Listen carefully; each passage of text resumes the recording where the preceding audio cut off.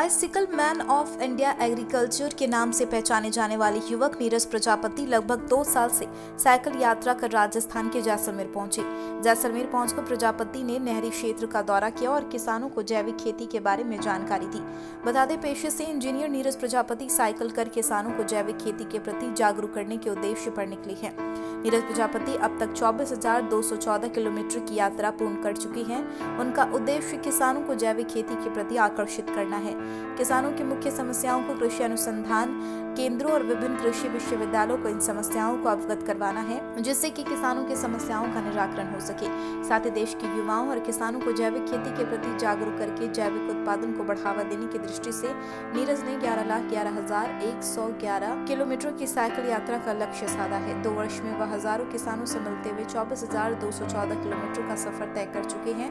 उनका मानना है कि देश में स्वास्थ्य की दिशा को सुधारने के लिए कदम उठाना आवश्यक था। वहीं नीरज का कहना है, अगर देश का किसान, जवान और विज्ञान मजबूत होगा तो देश भी मजबूत होगा। मेरी जो ये यात्रा है ये जैविक खेती के प्रति किसान भाइयों को जागरूक करने के लिए है।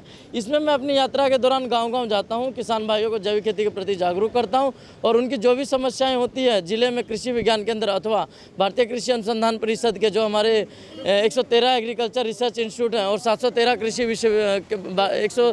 113 कृषि अनुसंधान के जो रीजनल अनुसंधान केंद्र और 713 किसान कृषि विज्ञान केंद्र हैं और 76 कृषि विश्वविद्यालय, उनमें मैं जाता हूं। किसान की समस्या कृषि वैज्ञानिक अथवा शोधकर्ता छात्र तक पहुंचाता हूं और जो उनके द्वारा डेवलप की हुई टेक्नोलॉजी है वो वापस किसानों तक पहुंचाता हूं।